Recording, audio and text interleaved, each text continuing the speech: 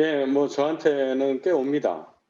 그러니까 예를 들어서 뭐 주요 언론사들은 많이 와요. 네. 언론사에서는 잘 못 찾았고요.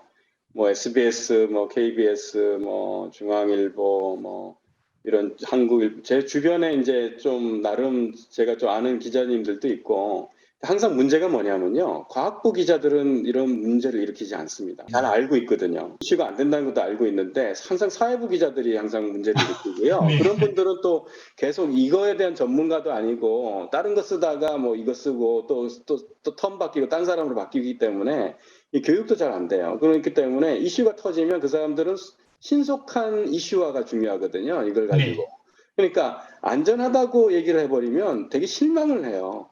저한테 연락을 해서 이게 그러면 기사가 못 나가는데 이렇게 얘기를 하는 거예요. 이게 오히려 위험하다고 해주는 사람이 그 사람들한테는 반가운 거예요.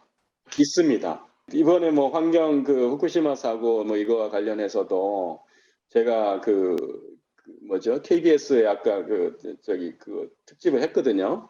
그때 이제 어떻게 제가 얘기했냐면 후쿠시마 방류수가 위험하다고 해버리는 순간 결국 일본은 방류할 것이고 지금 결국 우리가 1조 분의 1 정도밖에 국내에 들어오지 않는데 이 피해는 고스란히 한국 소비자들과 한국에 있는 어민들이 다 받는다. 그 얘기를 잘 이해하고 갔어요. 그러니까 이해하는 척 했어요. 적어도 제 앞에서는. 그리고 가져가서 어떻게 방영했냐 하면 제가 이 말을 잠깐 하고요. 그러니까 뭐냐면 한국에 영향은 거의 없습니다. 1조 원일밖에 오지 않습니다. 하고 그 정면만 따다가 내고 난 다음에 바로 어민들이 뭐 그거는 뭐 과학자들이나 하는 얘기고 뭐 실제로 우리는 뭐 결국은 다 이걸 다 먹어야 되는 거 아닙니까? 뭐 이런 식의 저를 그냥 이렇게 디스하는 거라 그러죠. 그러니까 그렇게 편집을 한 거예요. 그러니까 제 말을 바꾸지 못하니까 제 말 중에서는 아주 일부만 따고 그 뒤에는 이제 굉장히 위험하다는 식으로 네. 결국은 그 KBS하고 그때 두 군데인가가 취재를 해갔는데 둘 다 결국은 결론을 정해놨더라고요. 방류수는 위험하다는 걸 이슈화를 하려고 했던 거고 그러면서 여러 사람도 환경단체고 다 찍어가면서 그때 주한규 교수님도 찍어갔었는데 결국은 아주 원자력 뭐 옹호하는 쪽만 이렇게 편집을 해가지고 다 그렇게 네. 냈죠.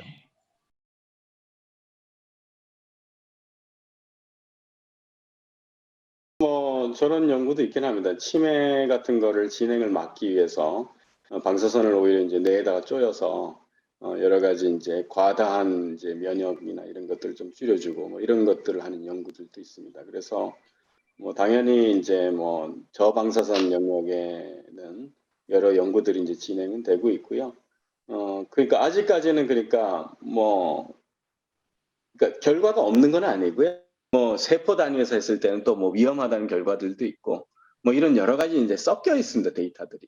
예, 섞여 있다 보니까 그런데 그 세포 단위에서의 그 위험성은 사실은 큰 의미는 없습니다. 왜냐하면 우리는 사람이라는 게 우리 몸 자체에 이제 면역도 있고 여러 가지 이제 그거를 고칠 수 있는 다른 여러 가지 총체적인 의미를 봐야 되기 때문에 그래서 근데 많은 이제 저설량에서 그동안은 우리가 뭐 늘 저설량은 피폭이 되고 있거든요. 안 되는 게 아니고 사는 것 자체가 저설량 피폭을 지금 당하고 있는 거기 때문에 그런데 이제 그런 정도의 수치에서는 그러니까 효과라든지 아니면 그러니까 나쁜 쪽이라든지 하는 게 통계적 유의성이 보일 정도의 아주 드라마틱한 효과는 없는 것 같아요. 그러다 보니까 이게 이제 아주 유의하다라고도 막 나오지는 않고 일부 유의한 얘기들도 있죠. 실제로 나오기도 합니다. 그런 현상들이 나오긴 하는데 이제 통계적 유의성까지는 보여주지 못하는 게 항상 과학에 통계가 되지 않으면 입증이 되지 않았다 생각하니까 이제 그런 문제가 여전히 있고요.